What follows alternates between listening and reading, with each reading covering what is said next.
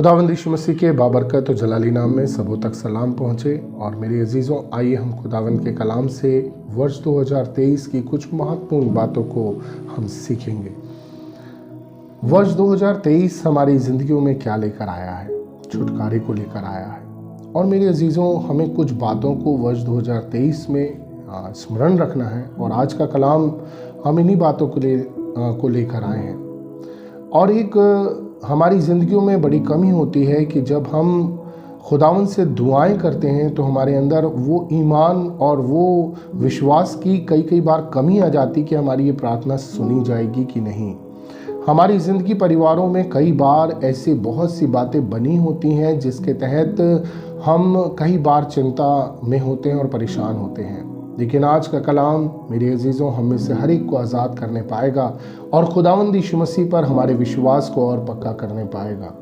आइए इससे पहले कि आज उन महत्वपूर्ण बातों को हम जानें कि खुदावंद यीशु मसीह हमारी ज़िंदगियों में क्या करना चाहता है और उसने क्या चीज़ पूरी करी है जिसको हर एक विश्वासी को जानना ज़रूरी है, ताकि जो कुछ भी अभी हम यीशु मसीह के बारे में सोचते हैं या जो हमारी राय है, हम उसमें थोड़ा सा बदलाव लेकर आएँ और जानें कि हमारा खुदावंद खुदा कितना महान है। आइए हम दुआ करें ताकि पवित्र आत्मा की सामर्थ हमें आज के कलाम को समझने में सहायता करे। दुआ करें। खुदावंद पवित्र आत्मा, आपका स्वागत है और इस वचन पर आपकी आशीष हो ताकि हम सब इससे आशीष पाएं और हमारी जिंदगियों से यीशु का नाम जलाल पाए। प्रार्थना यीशु के नाम से मांगते हैं, आमीन। मेरे अजीज़ों, खुदावंद के कलाम में हमने बहुत सी बातों को देखा और सीखा है, लेकिन एक सवाल जो हर एक विश्वासी के जीवन में कई उत्तरों को रखता है, और वो सवाल ये है कि जब पूछा जाता है कि यीशु मसीह का आना क्यों हुआ, कई इसके रीज़न हो सकते हैं कि यीशु मसीह क्यों आए। पापों की क्षमा के लिए, बिल्कुल सही है। उद्धार देने के लिए, बिल्कुल सही है।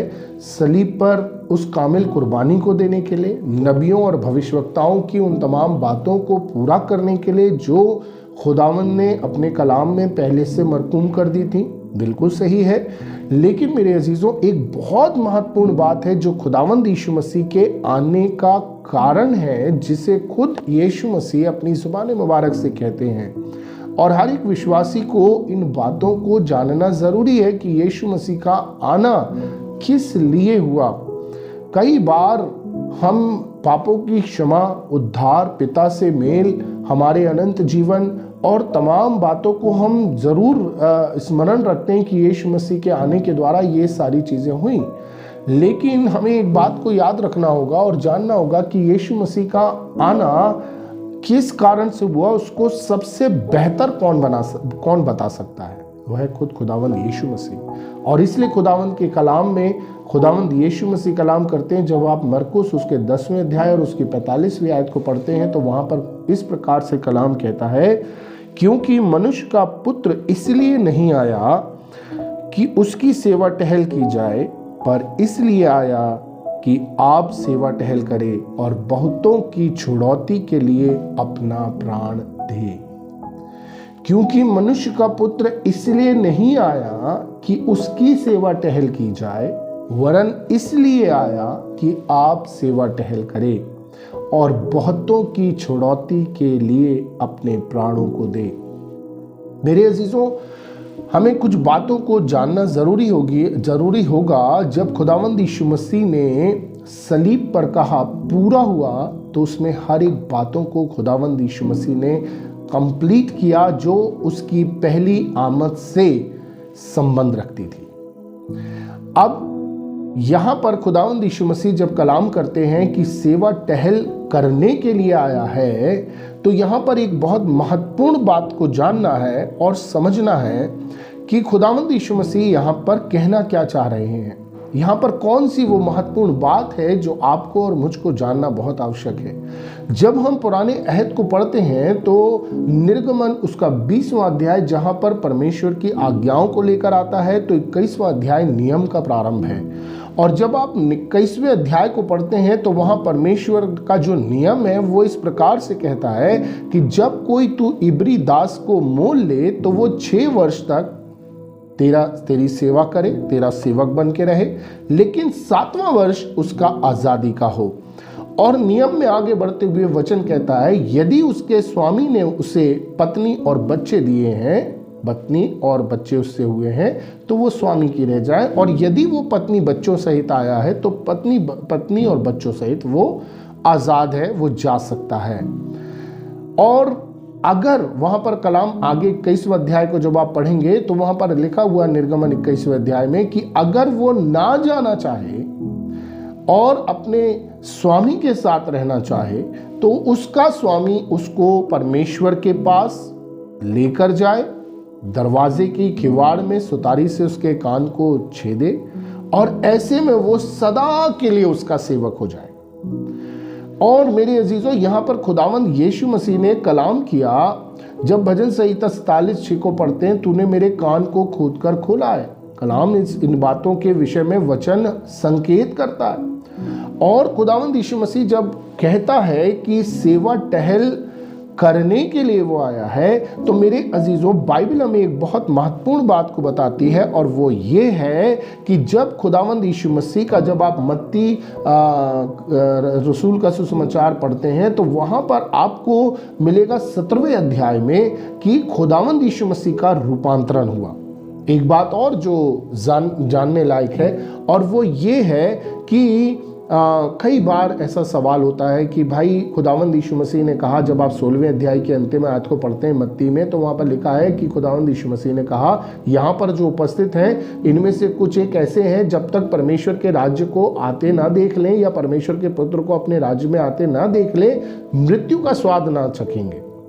और उसके तुरंत बाद 17वां अध्याय चालू होता और लिखता, 6 दिन के बाद वो पतरस, याकूब, यूहन्ना को लेकर पहाड़ पर गया, जहां पर उसका रूप बदल गया, उसका चेहरा सूर्य के नाई चमकने लगा, उसकी ज्योति, उसके वस्त्र श्वेत हो गए और वो ज्योति बहुत तेज थी। तब पतरस, याकूब, यूहन्ना जो हैं वो सजदे में झुक गए।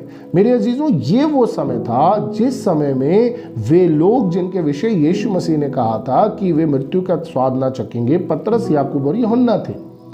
और यहाँ पर वो समय था जब स्वर्ग ने यीशु मसीह को ग्रहण कर लिया था। अब स्वर्ग यीशु मसीह के लिए खुल गया था।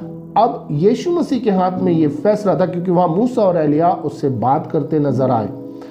ये वो समय था जब खुदावंद यीशु मसीह अपने बाप के पास जा सकता था, क्योंकि उसने तमाम चमत्कारों को कर दिया था, तमाम परमेश्वर की मर्जी को पूरा कर दिया था।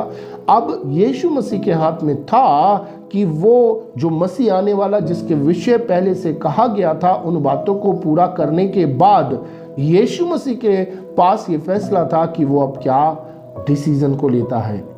और मेरे अजीजों, खुदावंद का हम शुक्र करते हैं कि कलाम कहता है कि जब सजदे में पतरस, याकूब, यूहन्ना झुक गए, यीशु मसीह आया और कहा, उठो और चलें। यीशु मसीह को सलीब दी नहीं गई, यीशु मसीह ने सलीब ली है। किस लिए? कि वह आपका और मेरा सहायक बने, वो मेरी, आपकी और मेरी सहायता करे। कई बार हम अपनी जिंदगी और परिवारों में बड़ी बीमारियों से परेशान होते हैं, बच्चों की समस्याएं रहती हैं, उनके भविष्य की चिंताएं रहती हैं, कलह रहता, क्लेश रहता, लेकिन हम उन परिस्थितियों में अपने आप को एडजस्ट कर लेते, जबकि हमारा एक सच्चा सहायक और सेवक मौजूद है जिसने अपनी कामिल कुर्बानी को इसलिए दिया है। सलीब वो किवाड़ है जिसमें जो नियम कहता है कि उसमें उसके कान छेदे जाएं और सदा के लिए वो सेवक रहे। मेरे अजीजों, हमें एक बात को समझना होगा और जानना होगा कि हमारे लिए हमने कितनी बार अपने परिवार के लिए, अपने व्यक्तिगत जीवन के लिए, अपनी बीमारी के लिए और तमाम समस्याओं के लिए यीशु मसीह से सहायता मांगी है। खुदावंद यीशु मसीह के आगे हम झुक गए हैं, खुदावंद यीशु मसीह आप हमारे जीवन के लिए करें। हम कितना उसके लिए ठहरे हैं, हम कितना यीशु मसीह के लिए ठहरे कि प्रभु आप हमारी जिंदगी में कार्य करें। मेरे अजीजों, बाइबल हमें बताती, यूहन्ना उसके 13वें अध्याय को जब आप पढ़ेंगे तो वहां पर लिखा हुआ हैगा कि खुदावंद ने एक अंतिम भोज किया और उसमें अपने रसूलों को बुलाया, और रसूलों को बुलाने के बाद उसने अपने ऊपरी कपड़े उतार दिए और अंगोछे से अपनी कमर को बांधा। यहूदियों के अंदर एक रीति है कि जब वे जीवनार करते और उस समय में उनके जो सेवक होते हैं, जहां पर वे अपनी उन परंपराओं को, जिसमें हाथ धोना, पैर धोना शामिल है, और उन बातों को यीशु मसीह ने भी शिमोन कोढ़ी के यहाँ बैठते हुए कहा कि जब मैं आया तेरे घर तूने मेरे को हाथ धोने के लिए पानी ना दिया। और जब स्त्री यीशु मसीह के पास आई तो वहाँ पर ये बातें मायने रखती हैं। तो कोई भी यहूदी अगर किसी जेवनार में गया हुआ है तो वो अंगोछे में बांधा हुआ कमरबंद, क्योंकि उनका नीचे तक का चोंगा होता है, वो देख लेता और वो उसके पास पहुँचता और वे उसके हाथ और पाँव धुलाकर उन्हें जेवनार में शामिल करते। लेकिन मेरे अजीजों, यहाँ पर जब अंतिम भोज था, खुदावंद यीशु मसीह ने अपने ऊपरी कपड़े जो कि तालित चादर कहलाती, जो रब्बी होने की निशानी है, उसको उसने रखा और अंगोछे से अपनी कमर को बांध के, पटुके से बांधकर उसने चेलों के पैर धोए। इसलिए फिलिपियों में पौलुस लिखता है कि परमेश्वर होने के तुल्य होने पर भी उसने अपने आप को परमेश्वर होने के तुल्य ना समझा, वरन ऐसा दीन हुआ कि सेवक का रूप धारण किया। न केवल सेवक का रूप धारण किया, वो हमारा सच्चा सहायक है मेरे अजीजों। इसलिए वो अपनी खुदावंद यीशु मसीह अपनी ज़ुबान मुबारक से कहता है, यह ना समझो कि मनुष्य का पुत्र अपनी सेवा टहल करवाने आया है, वरन आप सेवा टहल करने के लिए आया है। वो हमारी सेवा और सहायता करना चाहता है। क्या हमने उसको अपने जीवन में शामिल किया है? मेरे अजीजों, बाइबल हमें एक बड़ी अहम बात को बताती है, जहाँ पर प्रकाशित वाक्य उसका जब हम पहला अध्याय और उसकी 13वीं आयत को पढ़ते हैं, जहाँ पर यूहन्ना एक बड़ी खूबसूरत बात को लिखता है। जब उस तुरही से शब्द को वो सुनता है और अपने मुंह को मोड़ता है जहाँ जो उससे बात कर रहा था, तो वो क्या देखता है? जब आप देखें तो वहाँ 13वीं आयत में लिखा हुआ है, मैं 12वीं से पढ़ता हूँ। तब मैंने उसे जो मुझसे बोल रहा था देखने के लिए अपना मुंह फेरा और पीछे घूमकर मैंने सोने की 7 दीवटें देखी और उन दीवटों के बीच में मनुष्य के पुत्र सदृश एक पुरुष को देखा, जो पांव तक का वस्त्र पहने और छाती में सोने का पटुका बांधे हुए था। जब खुदावंद यीशु मसीह अपने आमद में आएगा, जब सारे लोग उसे देखेंगे, वो बेशक राजाओं का राजा है, बेशक वो प्रभुओं का प्रभु है, लेकिन मेरे अजीजों, वो पटुका उसके पास बंधा हुआ है। वो आज भी हमारी सहायता के लिए एक अच्छे सेवक के रूप में मौजूद है। क्या हम दुआ में झुकते हैं? क्या हम अपनी ज़िंदगी के लिए, अपने परिवारों के लिए, अपनी बीमारी के लिए हम खुदावंद के पास आते हैं? वर्ष 2023 एक आह्वान करता है कि आइए यीशु मसीह के पास आ जाएं, दुआ में झुक जाएं, अपनी हर एक चिंताओं को उस पर डाल दें, अपनी हर एक उन बातों को जो आपको लगता असंभव है। अब वो खुदावंद का बंदा पौलुस अपने कलाम में लिखता है, सारी बातों में प्रभुता, प्रधानता, सामर्थ और अधिकार से ऊपर नाम यीशु का है, और खुदावंद बाप ने उस नाम को कलीसिया को दे दिया है, आपको और मुझको दे दिया है। और आज भी अगर हम अपनी जीवन की विपरीत परिस्थितियों में खुदावंद यीशु मसीह के पास नहीं आ रहे, तो मेरे अजीजों, ये वर्ष 2023 मौका है हम सबों के लिए। आइए खुदावंद यीशु मसीह के पास आए, जिसने अपने आप को सदा के लिए सेवक के रूप में प्रस्तुत कर दिया, ताकि वो हमारी जिंदगी में शामिल हो, परिवारों में शामिल हो, और हम उसकी उस बड़ी सहायता के द्वारा, सेवा के द्वारा आशीष को प्राप्त कर सकें। क्या आज हमारी जिंदगियों में प्रार्थना का जीवन थोड़ा है तो उसे बढ़ाएं। प्रार्थना वो जरिया है जिसके तहत हम यीशु को पुकारते हैं। प्रार्थना वो जरिया है जिसके तहत हमारी जिंदगियों में हम यीशु मसीह के महान कार्यों को देख सकते हैं। प्रभु अनुग्रह करे कि इस वचन के द्वारा जब हमने देखा कि खुदावंद यीशु मसीह ने अपने आप को सदा के लिए सेवक के रूप में किसकी सेवा करने के लिए, आपकी और मेरी कलीसिया की सेवा करने के लिए दे दिया, आज वो समय है कि दुआ के साथ हम खुदावंद यीशु मसीह को पुकारें, विश्वास के साथ पुकारें, और वो हमारी सहायता करेगा। वो एक सच्चा सेवक है और उसकी हम साथ उस सेवा में जुड़ जाएं जो खुदावंद यीशु मसीह करता है, जिससे हर एक बातों में खुदावंद यीशु मसीह का नाम जलाल पाए। प्रभु सबको आशीष दे। इस वचन के द्वारा हम सब के जीवन में खुदावंद यीशु मसीह का जलाल ठहरे और हम उन तो बड़े कार्यों को देख सकें जो अभी तक हम नहीं देख पाए। प्रभु सबको आशीष दे।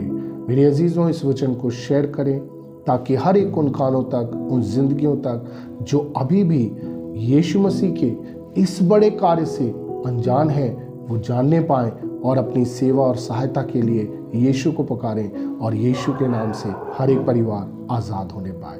प्रभु सबको आशीष दे। पिता परमेश्वर का प्रेम, खुदावंद यीशु मसीह का अनुग्रह और पवित्र आत्मा की सहभागिता हम में से हर एक के साथ खुदावंद यीशु मसीह के दूसरे आगमन तक बनी रहे।